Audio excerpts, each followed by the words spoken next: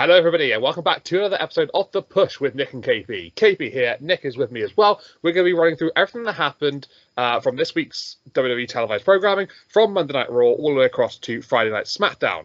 So, without further ado, how about we get into it? Let's dive in, and let's start with Monday Night Raw. So, a little bit of a change of the way we're doing things this time. The system has been reverted. We're going to be talking about the matches first, and then we're going to be going into the bigger things in a couple of moments. So how about we talk about these matches that took place throughout the night? We saw Ludwig Kaiser going one-on-one with Sheamus in a match that very maliciously intended by Ludwig Kaiser, attacking the knee, do so throughout the entire matchup. It would prove to be successful for him. He would get the win over Sheamus. Very, very big win for Ludwig Kaiser in his start of his sort of like solo run, essentially, here. Now that obviously Giovanni Vinci is no longer anywhere to be seen. Then we had a match between Bron Breakker and Ricochet.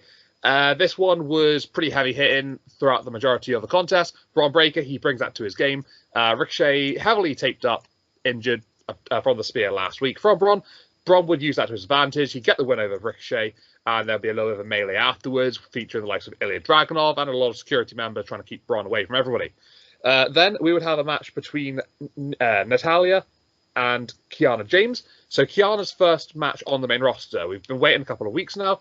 She's finally got into the fray, and she started off with a victory. Big win for her, hitting her 401k to get that finish, and just proving to herself that she can go underlying tactics, faking an injury, worming Natalia in, and getting the victory from there, which is a good start to her on her main roster career. Then we had a tag team matchup between Bianca Belair, Jade Cargill, the women's tag team champions, as well as Zoe Stark and Shayna Baszler. So the number one contenders for the titles. They have been for a while. This is the match that they would be looking forward to for some time. And it will be going through, as you'd expect. Before then, out of nowhere, the Unholy Unions, Alba Fire, Isla Dawn, getting involved, attacking Jade and Bianca, and then causing a disqualification there to allow the champions to get the victory. So just a few matches there that took place. Wins across the board for Ludwig Kaiser, Kiana James, Bron Breakker, and obviously the disqualification in the women's tag team match. Over to you, Nick, to add any more insights into any of these matches that you'd like to address. Yeah, I think a lot of these matches kind of help continue the story and or build a new one. I think Ludwig beating Sheamus is obviously a big feather for his cap. I kind of hoped they would push it off to Clash at the Castle, but I guess that's still a potential based on what happens next week. And then Ricochet going up against Braun just doesn't make any sense to me. What did he have to gain? I'm not sure what he had to gain from that. His chances were obviously slim to none. And yeah, it is what it is, I guess. Kiana James beating Natalya. I guess that's a good thing at this point. I'm not sure. But nonetheless, her first win on main roster under her belt as well. And then we have the tag team development. Don't feel like there's too much more to add. I think it's clear what direction they're headed from here. It seems like it to me as well that we can agree with that one there. Pretty clear intentions here for a couple of these matches, but yeah, in terms of the other two, maybe not too sure. So how about we talk about a little bit of more in-depth analysis now, and let's focus on the Intercontinental Championship picture. We've seen the likes of Sami Zayn, Chad Gable, Otis, Maxine Dupree, and Akira Tozawa, all involved in these recent interactions over the past few weeks. And Chad Gable doing his sort of like overly aggressive coaching style of things might not be in the best interest for the Academy. But Sami Zayn try and sort of like put his foot in there, basically try and convince the Academy that, you know what, Chad's not doing the right things here. You guys need to wake up. And that was attempted to happen this week. Sami Zayn would be in the ring. He'd call out Chad Gable, wanting to address him. But it would actually be Maxine, Otis, and Akira who would appear. They would have a message from Chad Gable. They'd give it to Sami. They'd read it to Sami, sorry. And, Zayn wouldn't particularly happy with that. He wanted to speak to Chad Gable himself, face-to-face, man-to-man. That I think you can all expect that from the champion. He's a proud man. But Sami wouldn't really be done with Chad Gable there, even though, he wouldn't grace him with his presence. Sami would still offer Chad Gable a match against him for the Intercontinental Championship. Something that we've all seen coming, we've been wanting to happen. A one-on-one rematch between the two of them should be pretty electric. And once the championship match was offered, then it would be Sammy's turn to basically look at the Alpha Academy and go, right, wake up, guys. Look at Chad Gable. Look what he's doing to you. You can't be standing for this any longer. It was quite an interesting segment, this. Obviously, there's a lot more still to discuss. But in terms of Sammy trying to get through to the Alpha Academy, I don't know about you, Nick, but I thought, looking at their facial expressions, it looked like Sammy was getting into their heads. It looked like they were actually starting to think about it, and it looked like they were actually taking notes from Zayn. Do you think that they're literally just a couple of moments away from just, clicking and saying to Chad, you know what, we're done with you, Sammy's right? That's certainly my hope, because I personally have grown quite fond of the Alpha Academy, and I think while Chad Gable is, a gemstone within himself, I don't think he's needed to be part of this. But I think we kind of spoke about it last week. I think Sammy kind of feels like a bit of a footnote in this, but just because the story has been going on for so long. But getting Chad Gable versus Sammy, I think should be the most important aspect of this, and then somehow Otis will get his comeuppance here soon, really soon it feels. I don't know if we'll see that at Clash at the Castle or not. But yeah, this is, as far as I'm concerned, one of, if not the best story going. Has my intrigue. I hope they don't split up the Alpha Academy after Chad's inevitable departure. Eric, I mean, it seems like that could be a possibility here. I'm with you. I would like them to sort of like stay as an alliance, but maybe perhaps without Chad Gable's influence in there, because obviously he's not doing the best jobs for them right now in terms of sort of like a motivational standpoint. But I mean, Chad would insert himself into the situation here. He would essentially put a stop to Sammy and what he was trying to say to the Academy, attacking him from behind, and it would lead to essentially what was an attempted beatdown by Chad and the rest of the Academy. There'll be a little bit of an interaction between Otis and Chad Gable. He would sort of like stand up to him. Big pop from the crowd. They were loving that. Then it would lead to an altercation between Otis, Sammy, Chad, and Maxine, where Maxine was on the apron, got knocked off by the shove from Chad. Well, the shove by Chad to Sammy to Otis, sort of like a domino effect there. Hitting Maxine off. Otis very unhappy with that, thinking it's Sami Zayn that did it. Would attack him, lay him down, lay him out, and then the Alpha Academy would be off backstage. But yeah, I mean, you made a great point. It is one of probably the most interesting stories I think Raw are doing right now. This actually doesn't involve any Judgment Day members, which is quite refreshing as well, if you look at it from that perspective. And it's obviously it's got the importance factor to it. It's got the Intercontinental Championship. Gunther's done a great job recently restoring a lot of prestige to it. Sammy's taken that over after beating him at WrestleMania. And I think this is quite an important story in terms of there's so many different elements to it. It's building up Chad to be this, this terrific challenger for the title.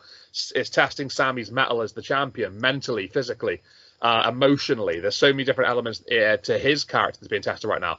And then obviously you've got the Alpha Academy, where as a group, they're being tested as well. Where do they stand with Chad? There's so many different elements. It's really, really awesome to think about. And it's a very unique, interesting story here. Yeah, and I think the common denominator here being Otis, and yet another story that I thought maybe the crowd last week was kind of the exception and not the rule, but just kind of like his story with Mandy Rose.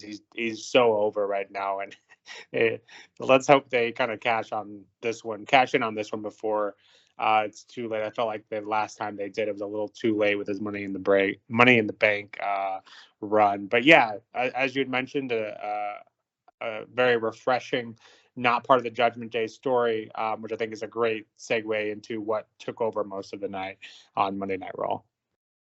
You're absolutely correct there. Yeah, there was a lot of Judgment Day on this show, as we expect from Monday Night Judgment Day, Monday Night Raw of recent. It's been one of those type of things. Well, how about we start off with what actually kicked off the night? We saw Liv Morgan come out. She would be in the ring. She would be very confident, very happy. She retained the championship the week before, so she beat Becky Lynch inside that steel cage. Dominic Mysterio, he did his bit to perhaps help out inadvertently. We've all seen what happened there. But Liv Morgan, she would like what she sees in Dom, and she would sort of try and, seduce him, essentially. Dom, not entirely sure how to react, sort of like, doing statues in the ring. Finn Balor would have to come out to insert himself into the situation. He'd have to sort of try and fend Liv Morgan off, because it didn't really seem that Dom was doing that. He was sort of just like, I don't know, like, I don't know the right word to use here, but he just wasn't really going along with it. But at the same time, he wasn't trying to stop it. So, not really trying too hard there. But Finn Balor getting interfering in the situation. That would be like the first part of the segment there that we saw Judgment Day. We would then see them out across the rest of the night, where Balor would go up against Dragon Lee. Balor defeating Dragon Lee because of interference between JD McDonough and Carlito, costing Dragon Lee the match. Balor with the win. Then we would see Judgment Day in action again later on, where Carlito would be one-on-one against Braun Strowman. Braun would beat Carlito in pretty quick fashion, but after the matchup, you can't be taking a loss. So Balor and JD McDonough would be out there to essentially beat down Braun Strowman, and they would assault him with a steel chair. It would be quite brutal, and they take the monster down and just leave him an absolute heap in the ring. So business done there for Judgment Day. That wouldn't stop, though, because they had another segment later on in the night, in the main event, where Rey Mysterio would go one-on-one with Damian Priest, the World Heavyweight Champion, and Rey Mysterio would lose to Damian Priest. So I guess, really, as far as they're concerned, Judgment Day, most of business handled here on the night. But it wouldn't end there for JD, because we'd see Drew McIntyre attack Damian Priest at the end of his match with Rey Mysterio, and would hold the World Heavyweight Championship high up in the middle of the ring. Obviously, number one contender for the World Championship at Clash of the Castle. Damian Priest not doing too particularly well there. Losing out to Drew in sort of like a closing the show moment. But, it sets up Clash of the Castle quite nicely for that particular segment. But yeah, Judgment Day heavily involved throughout Monday Night Raw. What are your thoughts on Judgment Day right now? Too overly exposed? Just about the right exposure? Are we seeing a bit too much of them? Yeah, I don't want to say overexposed, but I struggle to think of any team in the history of WWE that would benefit from getting 3/4 feels like too much, but it has to be at least 75% of Raw. Feels like it was in one way or another taken over by Judgment Day. The Liv storyline in itself, I struggled to decide whether I like it or don't. The parts I like being that it's something new. I feel like they don't do the romance kind of angles near as much as they used to. Just to be clear, I don't love like the raunchy angles, but something different with the men and the women who seemingly don't really interact as much as they used to, whether that be good, bad, or indifferent. But yeah, the Patastrator bit where they were showing Dom's reaction to Liv was hilarious, and I think there is something behind the scenes there that I think we'll eventually find out. But yeah, I mean, Judgment Day beat felt like half the roster, and Braun, as seen there, very vulnerable, and I mean they're winning most of their matches outside of JD, so can't say they're not taking care of business, but I think maybe we pull back a little bit would be nice. I think most of these matches probably could have just been thrown in a tag match, 3-on-3 tag matches. As much as I hate to condone that, but felt like maybe that would have given an opportunity for some other stars to kind of show their presence. But I think out of all of these, I think the Liv storyline is obviously the one that should be getting the most screen time.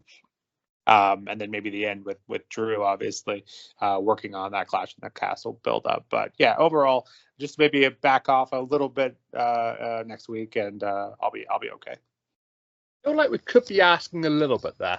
They do sort of run the show at this point. So yeah, I don't know. I think, from my personal opinion, I think maybe a tad overexposed, but we don't want to go too crazy with it. I am quite enjoying the Liv Dom sort of thing at the moment. I think that is going to build quite nicely up to the eventual Rhea Ripley return. Whatever happens in the meantime between them two, and obviously returning Rhea, whenever that does take place, it's definitely going to be quite interesting. But yeah, the rest obviously building up to their individual sort of angles. Damian Priest and Drew McIntyre, we're going to see that one come to a head soon. And then obviously the rest is probably going to go on a bit more maybe long term. But anyway, that was Monday Night Raw, very start of the week. How about we move on to the second show of the week, which was NXT? And plenty more would happen on this weekly show. So we would see a little bit more of a build towards NXT Battleground. That's obviously coming up as of recording tonight. So a lot went down on NXT. We had matches across the board. We had Jordynne Grace opening the show in a match against Stevie Turner, which would go pretty damn comfortably for Jordynne. A little bit of a back and forth between the two. Stevie did have moments of promise in there, was able to get some offense in her favour. But naturally, Jordynne Grace, number one contender for Roxanne Perez, NXT Women's Championship. Yeah, it makes sense that Jordynne's going to get the win. So fair enough, you can sort of understand how that would go down. Roxy would come into the ring at the end of the matchup. She would stand face-to-face with Jordynne, holding up her Women's Championship. She'd give Jordynne a shove. Jordynne wouldn't nudge too much, really. And then Jordynne would give her one back, absolutely flooring Roxanne Perez. Then she's got her out the ring, grabbing a championship. And yeah, she's become aware of Jordynne's presence now. So a little bit of a dose of reality there for Roxanne Perez, perhaps. We saw other segments across the night, such as the Women's North American Championship Summit. So obviously Booker T hosting that one, the title in the ring as well. All 6 women looking to climb that ladder and win the Women's Championship, the Women's North American Championship, being the inaugural champion in the process as well. This would sort of break down as a championship summit normally does. They get into a bit of a kerfuffle, a bit of a melee, and that would eventually lead to a 3v3 tag match announced later tonight. More on that in a little bit. We would also see a segment with Chase U. Tia Hale would go one-on-one with Jasmine Nix, and just before the matchup, Duke Hudson, Riley Osborne, they would say that they weren't going to be present in the matchup.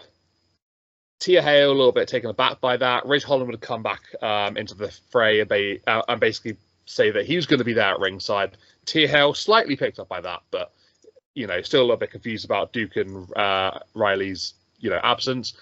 The match would go under as expected, taking place. Halfway through, 3/4 through, Duke and Riley would then appear coming down the steps, through the crowd.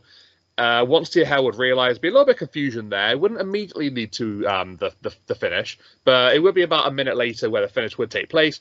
Tia Hale losing out to Jasmine Nix via a Pele kick, and that would sort of accommodate that little segment there. So yeah, confusion between Chase U. Not sure what exactly happened there between Duke and Riley, but they would say they weren't going to appear, then they did appear. Yeah, a bit strange for sure. Then there was a segment between Sean Spears supposedly attacking Josh Briggs backstage. Javon Evans would appear out of nowhere essentially, and he would take the fight to Sean Spears. That would lead him to the ring and around ringside. Javon eventually getting the better of Sean Spears, seeing him off. Yeah, quite a little bit of a frenzy there between those two. Have a feeling that could lead to something maybe a little bit more, maybe a match on this coming NXT, but maybe we could see. But yeah, either way though, lots of stuff going on here between these segments. What are your thoughts on all of these then, Nick? I think Jordynne Grace, getting her, show, 3 minutes, 3-minute match, pretty dominant. Yeah, I don't know how they're gonna book this match tonight. I just don't see how she can lose clean. We'll see though. Booker T's segment with the 6 qualifiers for the North American Women's Championship was fantastic. Anything Booker's involved in, I've grown quite fond of. He makes it very entertaining. The Chase U stuff feels like we've been here, seen that kind of. Rinse, repeat. I'll admit to my, not watching NXT faithfully, but having seen the storylines in the past, this one feels like a bit kind of we've been there, done that. And the Sean Spears kind of the segment with him kind of trying to convince the rookies was interesting. We'll see where they go with that. Yeah, I think we'll see that story probably progress quite a bit over the next few weeks. I wouldn't say rinse and repeat, but very, very similar style stuff between them and all these sort of like confusion that take place on the side of the ring and whatever, backstage mental games. Yeah, I don't know. There's never really a sort of stability there within the group. We haven't seen stability really for such a long time now between these guys. And obviously there's a very big variable in there with Ridge Holland being present. Riley is, and we know that he's not happy with Ridge. Yeah, it's a very interesting situation there. But yeah, you absolutely nailed it. It's been done with minimal differences quite repeatedly. But yeah, couldn't agree with you more regarding that one. Either way, though, we did have more segments that did happen throughout the rest of the show. And such segments were, we saw a NXT Heritage Cup championship match where Tony D'Angelo was successfully defended against Damon Kemp. I think that match was... It was pretty much how you'd expect it to go down. You had that sort of like interference in little bit parts via the rest of No Quarter Catch crew, Charlie Dempsey, Miles Bourne, and then the family was there to basically keep things under control. That eventually spiraled out into the matchup and everything regarding that. But a successful defense of Tony D'Angelo, you wouldn't expect him to lose so quickly after only just picking it up against Charlie Dempsey pretty recently. So yeah, it was a nice matchup, basically just to get them on TV, get their sort of like stories continuing. The D'Angelo family still having the best of No Quarter Catch crew after the recent few weeks. It's not looking good for NQC. Then we saw a matchup between Izzy Dame and Natalya, which quite evenly contested throughout the most part. Natalya picking up the victory here after losing to Kiara James the night before on Monday Night Raw. So these two matches for Natalya sort of tied in quite nicely there. We've seen the history in the past between Izzy Dame and Kiara James, but this time it would be Natalya on the winning side rather than on the losing side that she was on Raw. So Natalya trying to find her feet somewhere. Seems at the moment that NXT she's getting a little bit more luck as of late compared to that she was on the main roster. Then we had a little bit of an altercation between the NXT North American Championship contenders. So you got Obafemi, the champion, you got Joe Coffey of Gallus, and you've also got Wesley. They would all have a little bit of an altercation here with the Gallus boys, and it would essentially be the Gallus boys on top, as they like to say, at the end of this segment. They would lay down Obafemi, Wesley as well in the process. Gallus boys basically, proven that they're going to stand as an alliance here. They're going to work together. Can they progress that onto NXT Battleground, earning Joe Coffey the championship? Maybe that seems to be what they're perhaps hinting at with this particular segment. But since they've come back, they've been wrecking balls. It's good to see them back and sort of like picking up where they left off. What feels like a few months ago now. So yeah, Gallus boys, they may have gone for it a while, but they're back and they're meaner than ever. Then we had a 3 versus 3 women's tag team match. The championship summit that sort of took place earlier in the night, that spiraled into this 3v3. And I mean, if you put 6 women who are all competing for a championship on the same night in tag team offense with each other, it's not going to work out as a cohesive team would. There's going to be spats. There's going to be moments of, teammates not getting along, no real chemistry between certain people. And that's exactly what happened. We saw instances with Michin and Jada Parker involved there. I think it was Michin actually just hitting Jada Parker into the ring. And then obviously that would sort of spiral out there between those two. There'll be other parts on the other side of the match as well between Fallon and Henley. And then that was sort of like eventually leading to the finish. A distracted Last Legend, Sol Ruka hitting the Soul Snatcher, and then that'll pick up the win for her. So she gets momentum going into the NXT Battleground match, into that ladder match for the North American Championship for the women's division. So Sol Ruka going in a high. What are we thinking regarding her chances of winning that big match?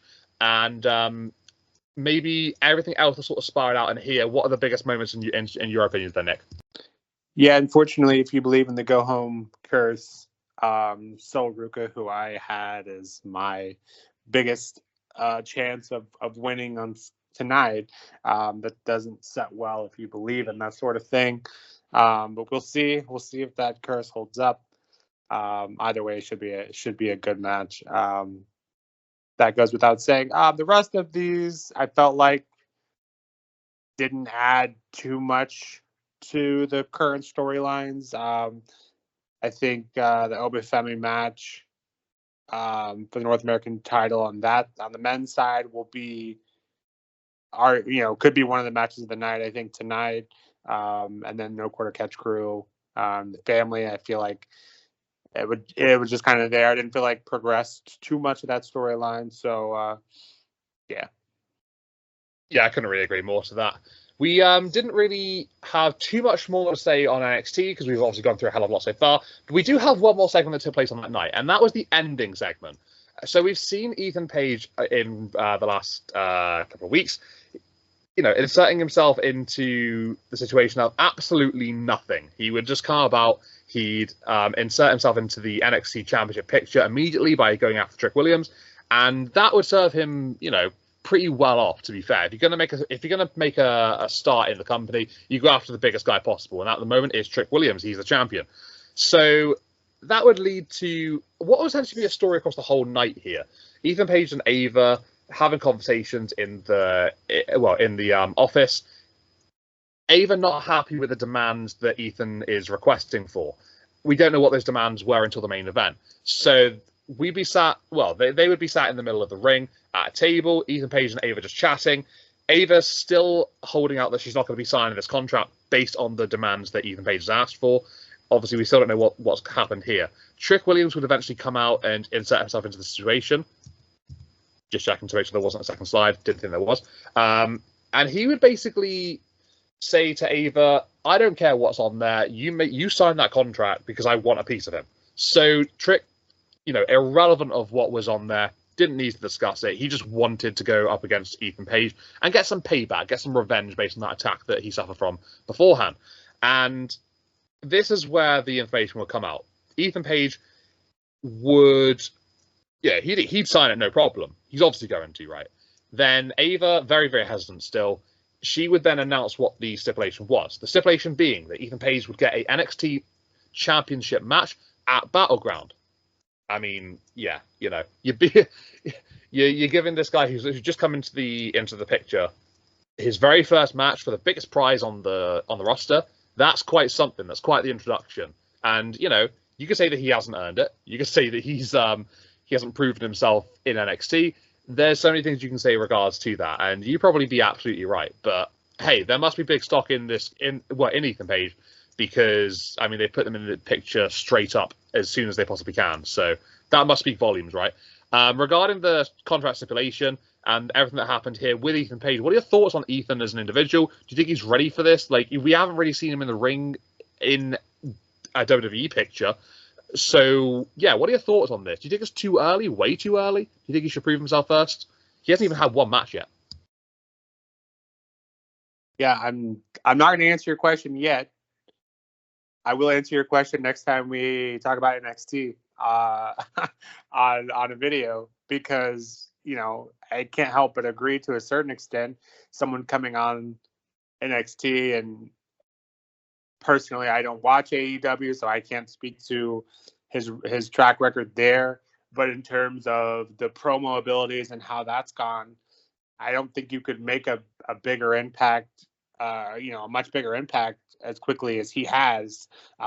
Clearly, that side of him being a complete wrestler is there, and it worked out the way he did it.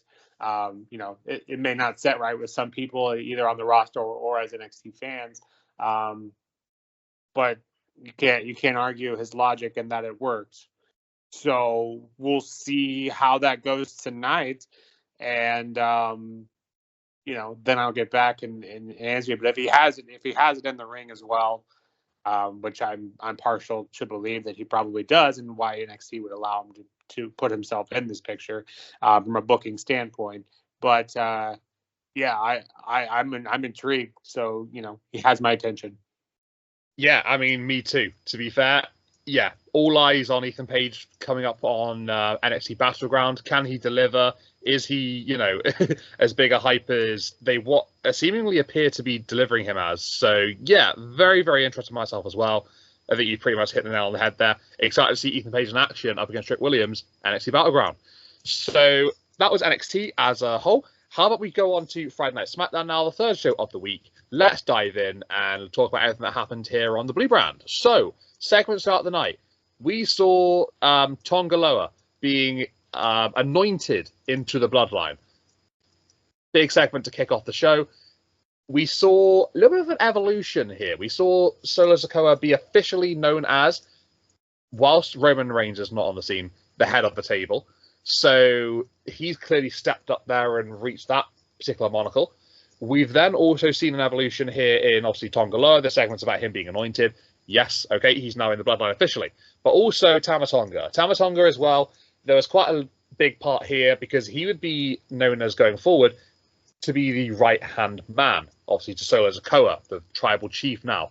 So, yeah, the bloodline really has taken up the roles as of last time with Roman, Jay, Jimmy. But this time, obviously, it's Solo, Tama, and Tonga. So it's very, very different in terms of the members, but the roles are the same. And it's quite interesting to see the new dynamic there they've got between this new group. Even though, you know, they're keeping the same responsibilities, it's obviously different names. It's a very different dynamic because Heyman is not the same. Heyman was confident. He was loving his time under Roman Reigns. But now he's very squeamish. He's very nervous. He's very scared, anxious, whatever you want to call it. It's a very different dynamic for him. He's the wise man, sure, still. That's absolutely confirmed. But he doesn't seem to be in the same control as he once was with Roman Reigns. So yeah, very interesting dynamic. New bloodline era has sort of like really got picking up now. They've really found their feet. They've all got their roles, and they can obviously go from here on. We then also saw segments across the night, such as Bianca Belair and Jade Cargill. They would be in a match with Indy Hartwell and Candice LeRae. They've had some some sort of like back and forth the last few weeks. That stemmed to King Queen of the Ring, obviously over to here on SmackDown. And it would be Jade Cargill and Bianca Belair that would make pretty simple work of Indy and Candice. But it wouldn't end there. There'll be an interaction after the matchup between Alba Fire and Isla Dawn of the Unholy Union, as well as Zoe Stark and Shayna Baszler from Monday Night Raw. So they would actually make their presence felt during the matchup, and then that was obviously lead to the action afterwards, which would be a bit of a frenzy between all six women. Bianca and Jade eventually standing tall, holding their championships high after dealing with the threat of those two teams. Match announced for Clash at the Castle, triple threat matchup between those three teams for the Women's Tag Team Championships. So something to build off of going forward onto Clash at the Castle. We'll probably see more of that build probably on Raw and SmackDown in the week going into it as well. Another segment, we had Grayson Waller in a one-on-one match with Johnny Gargano, and we've seen in the last week Austin Theory and Grayson Waller maybe haven't been on the same page. Maybe Grayson Waller's been, I don't know, one step ahead of Austin Theory. Maybe you could say that he's just realizing now that they're in such a commanding position, they're in such a powerful position, and that Grayson Waller's just taking all control. He's taking all control. He's leaving Austin Theory sort of like out the dry a little bit. And that happened in this match as well at a particular point where Johnny Gargano was going for a suicide dive. Grayson Waller was on the outside with Austin Theory, and Grayson Waller would pull Austin Theory into Gargano's path, allowing Grayson to escape unharmed. That would then lead to a couple of moments later, Johnny Gargano getting into the ring with Waller. Waller picking up the victory via the somersault unprettier, I guess we're going to call it nowadays, right? Still don't like that name, but that's what we're calling it now, I suppose, right? Yeah, he would hit that move, picking up the win over Johnny Gargano, and yeah, Austin Theory clearly wasn't happy on the ringside. He just was looking up at Grayson Waller, like holding his neck. There's definitely a bit of misunderstanding between the two of them. They're not on the same wavelength, and it's interesting to see where that one's heading, because we've been talking about, a lot of people have been talking about Austin Theory maybe going on a different direction, maybe turning face at some point. So this looks like it's hinting towards that, and I'm all for it, to be honest with you. I'm very, very happy to see it potentially going in that direction. I'm liking the sounds of that. Also, we had a match between LA Knight and Carmelo Hayes. LA Knight is still looking for Logan Paul, who is still nowhere to be found. Logan Paul is apparently off playing Tetris or something for the weekend. Make of that what you will, some sort of Tetris championships. I ain't got a damn clue, but that's apparently what they were saying on SmackDown. But yeah, LA Knight can't find him, but he can find Carmelo Hayes. He's been able to find him for the last couple of weeks. There's been they've been having words backstage, and they clearly don't like each other. That's absolutely fine. But LA Knight saying, you know what, there's a space on the card tonight. How about you fill that space with us two right here? He would direct this towards Nick Aldis, and Nick Aldis would absolutely love the idea. He'd say, you know what, you guys go out there, go have your match, and just see what happens. So Carmelo Hayes up against LA Knight, decent enough match. You wouldn't expect anything crazy on this episode of SmackDown in terms of like a match of the year candidate or anything, but it was good enough to sort of like feature these two men, which I'm really loving the feud between these two at the moment. Even though the bigger picture is LA Knight and Logan Paul, I feel that Melo and Knight are really sort of blending together quite nicely. The feud is hitting quite hard, and yeah, their styles just seem to mesh really well against each other, and I'm really enjoying it. It's quite entertaining. Between the two of them, just seems to be bringing out a very entertaining side between the both of them. So, yeah, what are your thoughts on all these segments then, Nick? Over to you, buddy. What are you thinking regarding everything that happened here? Yeah, I think a lot of these are kind of repeats and maybe something we've said in prior weeks. But that being said, yeah, the Bloodline carries the same name, but couldn't be more different in terms of, the trajectory of where everyone's going. I think Paul's, of course, ties everything quite nicely together. I think his reactions in terms of being nervous with the Bloodline, I think kind of, lay some hints as to what's probably going to end up happening here. And the fact that he keeps bringing up Roman himself and not just the crowd, which it kind of had been in weeks prior. I think him continuing to bring up Roman, I think kind of hints at where this is going. And I think, I'm not sure I can think of a stage big enough to handle that potentially, maybe next Mania, but it feels like it's too far away. But, also we've seen Bloodline stories run before. They can be quite lengthy. But yeah, has my attention, and I'm excited to see where that's going. There's also maybe something that SmackDown can pass over to Raw. You don't have to take up 75% of the show to be effective, and I think the Bloodline kind of shows that here, even if by necessity, because they have 2 hours instead of 3. I don't think anyone should be on a show more than twice in a show. I feel like anything over than that just a little too much. So I think they did a good job of effectively relaying that message there. Bianca and Jade, it's kind of strange for me personally to put yourself in a triple threat. Never favors the champs. Maybe their ego will get the best of them, and I feel like that's kind of how we've always thought of them. I don't think anyone's going to beat them on a power or wrestling standpoint alone. I think someone's going to have to come in there and let their egos kind of be their downfall, and I think that's kind of where we're headed with that.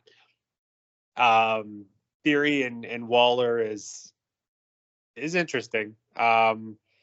Personally, Waller hasn't impressed me as much, and that may be a bit of a controversial take, but hasn't impressed me near as much. And granted, he's still somewhat new, and has been in a tag situation for most of his main roster.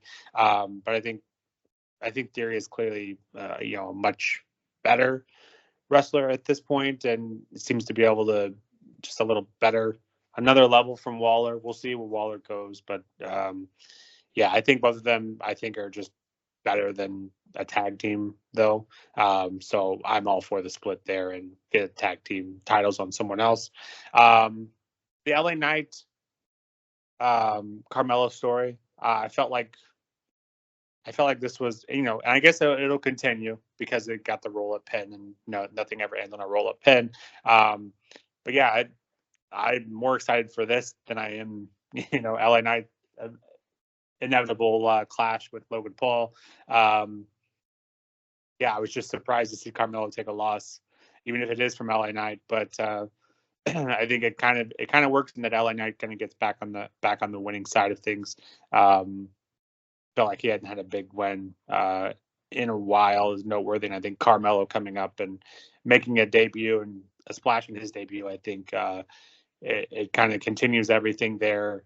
Was just shocked to see Carmelo take up pins.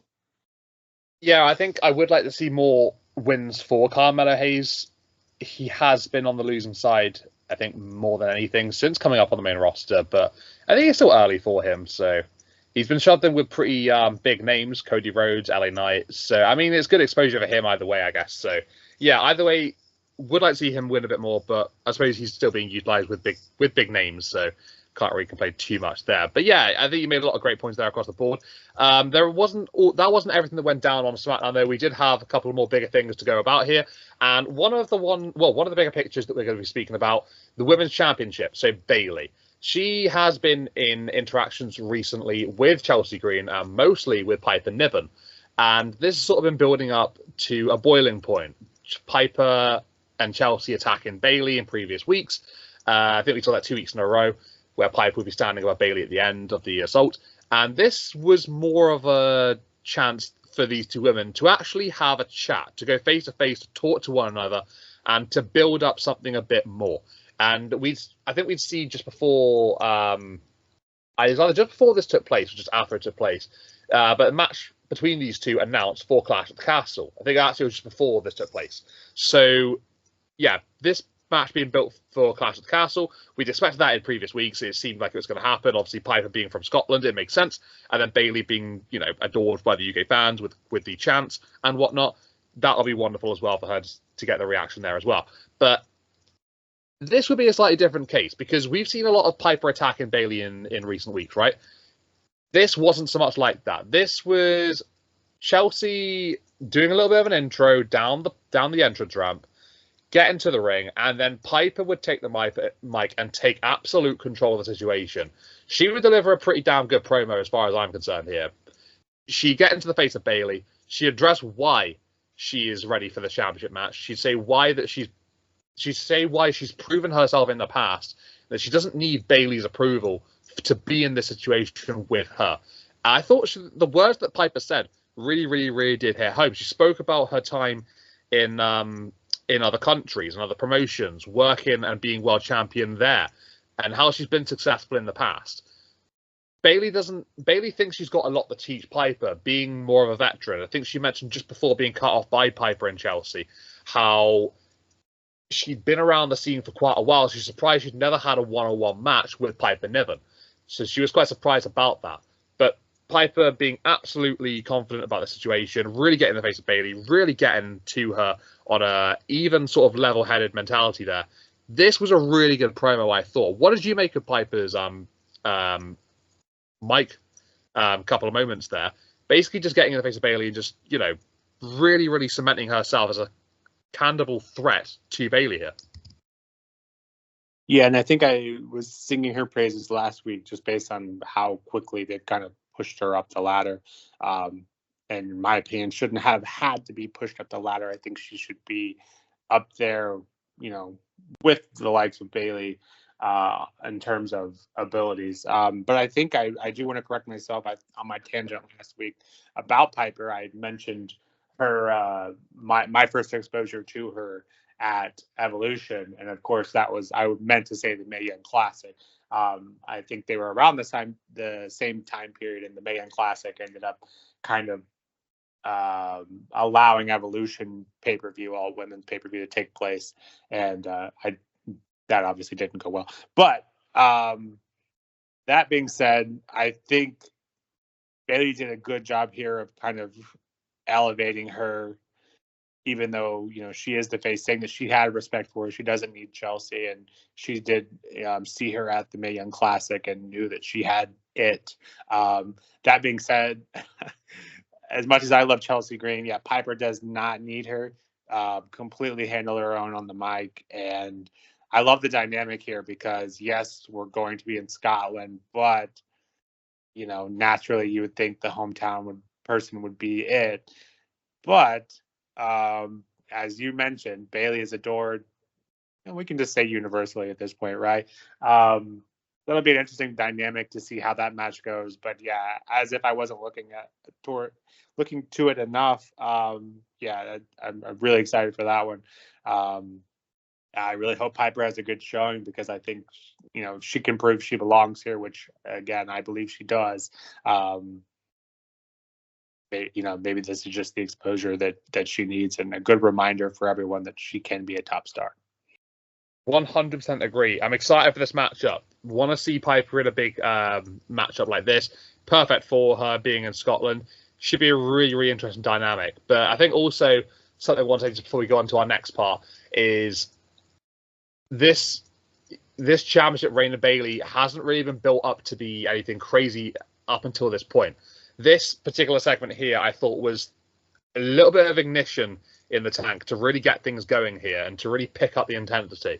If they can keep this going into next week and they can have a killer match at Clash at the Castle, I think we can look back and we can think that this has actually been a pretty decent run here.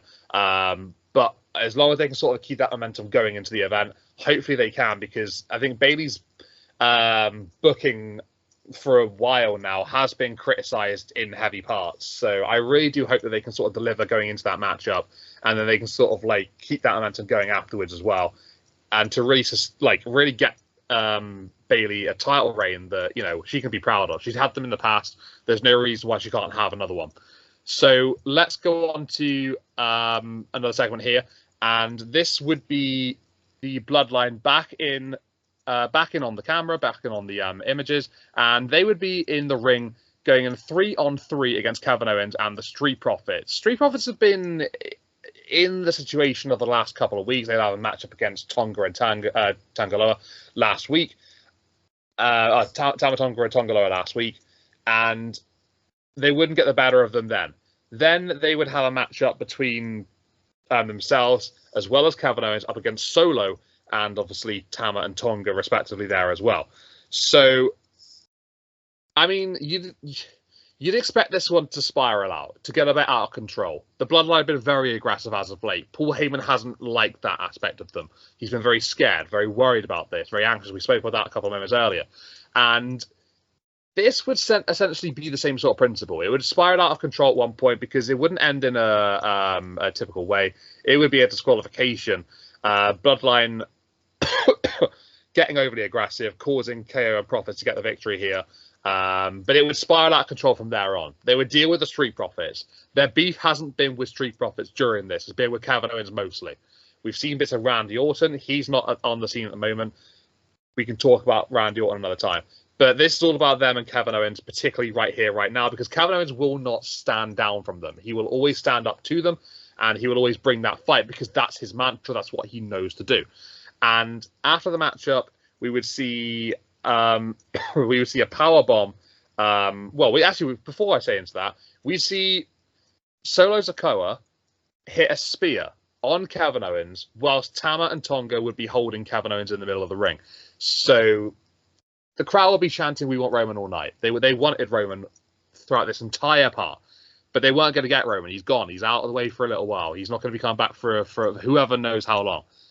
But they really, really want him. Solo knows that. He would hit the spear, and that will generate a chorus of boos around the arena.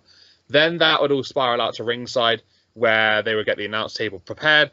They would hit a triple power bomb onto Kevin Owens through the announce table, and that would basically be the end of the night. But it was, more chaos caused by the Bloodline. Kevin Owens and the Street Profits trying to stand up to them, not really getting the job done because obviously they'd be on the side of a beatdown afterwards, especially Kevin Owens put through the table. Yeah, it's a bit of a rough night for the guys who aren't on the Bloodline. But Paul Heyman's face on there, it just speaks volumes. He doesn't know what's going on. He can't control it. He's got no say in what these guys are actually going to be doing. This is a new side of the Bloodline. But unlike Raw, and I know you said this a moment ago, it's nice to see that they're not being overly exposed and they're not at risk of that as well. Yeah, I think Paul's face does kind of attribute, whereas with the Roman version of the Bloodline, he always felt like he was in control, even if it was, just handing out orders from Roman. It felt like he always knew what was going on, was always a step ahead. Whereas in this version of the Bloodline, he very much is reaction based and always trying to play catch up.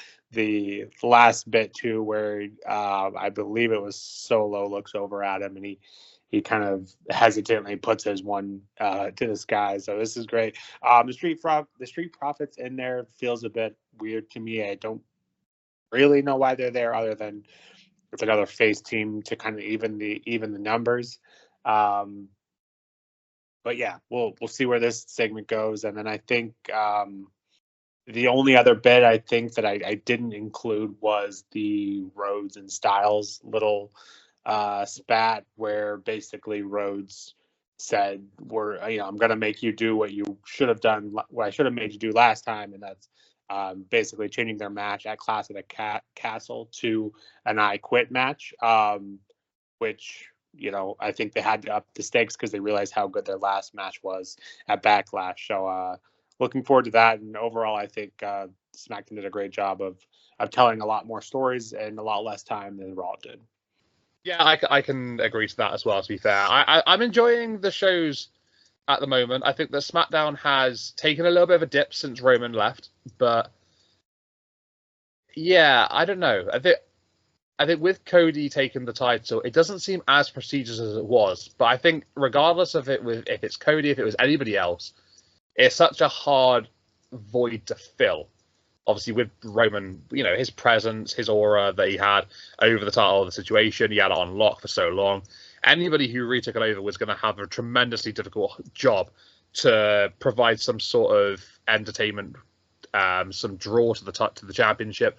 But I feel like that's now starting to pick up with Styles. They had that really good match that sort of seemed to peter off a little bit.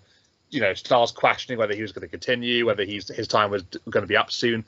And that took him to, realizing that he was at the back of the line and that he didn't want to go to the back of the line. He wanted to go back to the front. So I think I quite liked, the whole sort of retirement style image that he did last week, inserting himself back into the picture once again.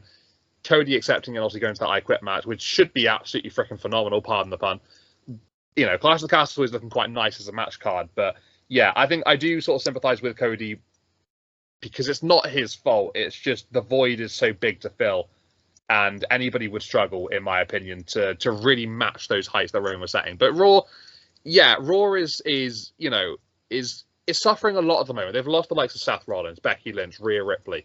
It is hard for them. They've lost a number of big stars. So they've got some names off as well, like SmackDown have with Roman Reigns. Yeah, there's a lot of names missing, but they've got to try and adapt. They've got to try and build things. Judgment Day are naturally taken over, even without Rhea Ripley. It's a strange dynamic, but it's something that, they're having to sort of go with. They're having to sort of go with the flow. And I think they're doing an okay job at the moment. It's just, you got to try and keep things fresh and got to keep things sort of going at a natural pace. But I think what we can all agree on is that, we're going into Clash of the Castle very soon. It's looking like a pretty nice card. But yeah, I mean, Cody Rhodes, I am excited to see where this thing with Styles goes. Is this the last match, this I Quit match? You'd probably wager it will be. But then afterwards, where to go from there? Some very interesting questions. But as far as I'm concerned, everything I've needed to say. Nick, over to you to lead us home. Yeah, and I think you basically said, Raw has lost a lot of superstars, but also no one has more talent than WWE. So I think they should be able to fill a void. And I don't think we need that much Judgment Day. But I think this also kind of shows off another basically lack of women's presence being pushed, as especially the main event title holders. We talked about a little bit with Bayley.